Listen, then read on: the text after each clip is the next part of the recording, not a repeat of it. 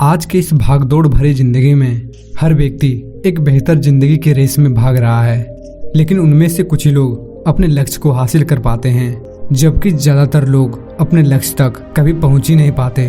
हम जब भी अपने लक्ष्य की ओर अपना कदम बढ़ाते हैं तो हमारे मन में तरह तरह के विचार उठने लगते हैं, जैसे मैं इसे हासिल कर भी पाऊंगा या नहीं, अरे इसमें तो बहुत समय लगेगा, लेकिन मेरे पास तो इतना समय ही नहीं है, और अगर मैं असफल हो गया तो लोग क्या कहेंगे, वगैरह वगैरह। लेकिन इन सब में भी जो सबसे बड़ा डर रहता है वो ये है कि मैं इस काम में सफल हो भी पाऊंगा या नहीं। तो आज के इस बौद्ध कहानी के माध्यम से हम जानेंगे कि अपनी असफलता के डर को कैसे खत्म किया जाए, और साथ ही हम यह भी जानेंगे कि हमारे मन में कि यह असफलता के डर क्यों पैदा होता है। तो आइए इस कहानी को शुरू करते हैं। बहुत समय पहले की बात है। एक बौद्ध सन्यासी एक जंगल के पास अपनी कुटिया बनाकर रहा करते थे। वे बौद्ध सन्यासी बहुत ही बुद्धिमान व्यक्ति थे। जो भी उनके पास अपनी समस्या लेकर आता वो बहुत ही बुद्धिमानी से उन समस्याओं का समाधान निकाल देता। एक दिन वहीं पास के एक गांव में भिक्षाटन के लिए गए। जब वो भिक्षा मांगकर वापस लौट रहे थे तो रास्ते ने उन्हें एक युवा व्यक्ति ने रोक लिया और कहा, मैंने सुना है कि आप किसी भी समस्या को बड़े ही बुद्धिमानी से सुलझा देते हैं।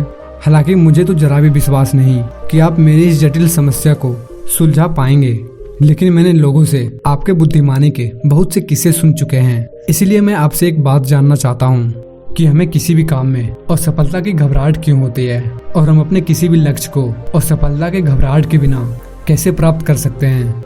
युवा व्यक्ति के इस प्रश्न को सुनकर बौद्ध भिक्षु ने मुस्कुराए और बोले, मैं तुम्हारे इस प्रश्न का उत्तर जरूर दूंगा, और उसके बाद से तुम्हारी सारी घबराहट भी खत्म हो जाएगी। लेकिन उससे पहले तुम्हें मेरे साथ मेरी कुटिया तक चलना होगा।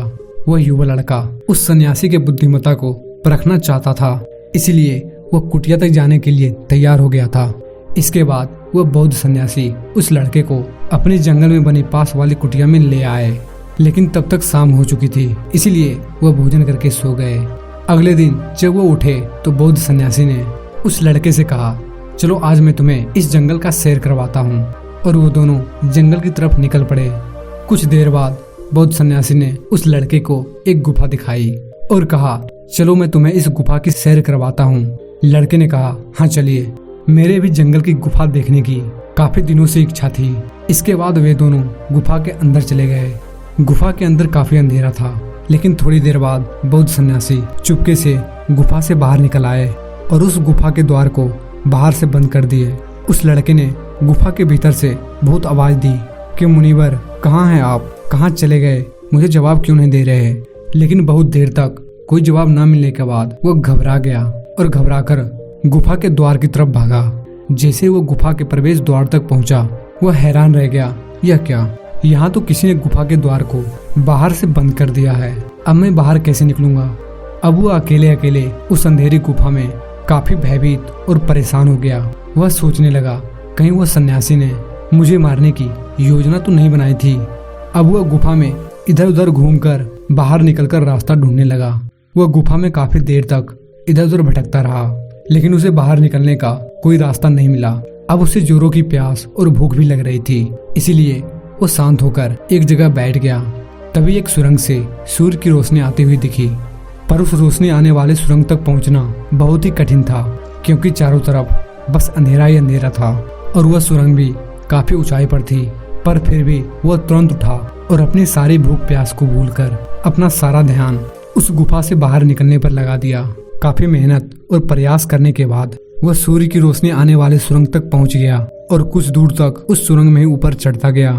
तभी अचानक वह सन्यासी हाथ आगे बढ़ाते हुए दिखा। वो लड़का झट से उस सन्यासी का हाथ पकड़कर तुरंत बाहर आ गया, और बाहर आते ही उस सन्यासी को चिल्लाकर कहा, मुनिवर क्या आप पागल हो गए हैं, आप मुझे इस अंधेरी गुफा में अकेले छोड़कर आ गए। आपको पता है मैं कितना भयभीत हो गया था और मुझे कितनी जोरों की प्यास लगी है। उस सन्यासी ने मुस्कुराते हुए उसे पानी दिया और कहा, अब मेरी बातों को ध्यान से सुनना। तुम इस गुफा के बाहर सिर्फ 2 कारणों से बाहर निकल पाए, जिसने तुम्हें इस गुफा से बाहर निकलने के लिए मजबूर किया। पहला कारण क्योंकि तुम्हें जोरों की प्यास और भूख लगी थी, और दूसरा कारण तुम्हें वहाँ घुटन महसूस हो रही थी, क्योंकि तुम्हें मित्रों और परिवार वालों के साथ रहने की आदत पड़ चुकी है। अब मैं तुम्हें 2 मुख्य कारण बताता हूँ जिसकी वजह से तुम इस गुफा से बाहर निकल पाए? पहला कारण, क्योंकि तुम्हारे साथ वहाँ ये कहने के लिए लोग नहीं थे कि इतने अंधेरे में इतनी ऊंचाई पर तुम उस सुरंग तक कैसे पहुँच पाओगे, ये तो संभव है। और दूसरा कारण, वहाँ ये कहने के लिए भी लोग नहीं थे, चलो कोई दूसरा रास्ता देखते हैं, इससे भी आसान रास्ता मिल जाएगा और हम बहुत आसानी से इस गुफे से बाहर निकल पाएंगे। सफलता प्राप्त करने का नियम भी कुछ ऐसा ही होता है। ये तो मैंने तुम्हें सफलता कैसे प्राप्त करें उसकी एक छोटी सी दुनिया बनाकर दिखाई है, पर वास्तविक दुनिया इससे कहीं जटिल होती है। वहाँ हमें सलाह देने के लिए बहुत से फालतू लोग मिलते हैं जो खुद तो कुछ कर नहीं पाए, लेकिन हमें ज्ञान देंगे कि ये मत करो, वो मत करो, ये मत करो, ये बहुत कठिन है, ये तुमसे ना हो पाएगा, इससे अच्छा तो तुम वो काम कर लो, उसमें तुम्हें निश्चित रूप से सफलता मिल जाएगी। और वो ऐसे ही हमारे दिमाग को भटकाकर चले जाते हैं और हमें खुद पर संदेह होने लगता है। सफलता ना मिलने का एक बड़ा कारण यह भी है कि सफलता प्राप्त करने की प्रक्रिया बहुत लंबी होती है, और यहाँ जब हमारा मन घंटों घंटों में बदल जाता है तो लक्ष्य प्राप्ति के महीनों और सालों में हमारा मन क्यों नहीं बदलेगा? हमारा मन बदल ही जाता है और हम उन रास्तों को छोड़कर अलग अलग रास्ते अपनाने लगते हैं। गौतम बुद्ध अक्सर अपने शिष्यों से कहा करते थे कि परेशानियां हमें तभी दिखती है जब हमारा ध्यान हमारे लक्ष्य पर नहीं होता है, और यह बात 100% सही है। जैसे जब एक तीरंदाज तीर मारने वाला होता है तो वह अपनी एक आंख को बंद कर लेता है और दूसरी आंख से सिर्फ लक्ष्य को देखता है, तब जाकर वो अपने लक्ष्य को भेद पाता है। ठीक इसी प्रकार हमें असफलता का डर तभी लगता है जब हमारा ध्यान अपने लक्ष्य पर ना होकर रास्ते पर आने वाली कठिनाइयों पर होता है। तुम भी इस गुफा के बाहर इसलिए निकल पाए क्योंकि तुम्हें गुफा के अंदर सुरंग से आने वाले रोशनी के अलावा और कुछ दिखाई नहीं पड़ रहा था। अगर उस गुफा के अंदर प्रकाश होता तो तुम वहाँ बड़े बड़े गड्ढों और कीड़ों मकोड़ों को देखकर डर जाते और वहीं भटकते रह जाते। इसीलिए अपना सारा ध्यान केवल अपने लक्ष्य पर टिकाए रखो और आसपास क्या हो रहा है, लोग क्या बोल रहे हैं, उस पर ध्यान देना बंद कर दो।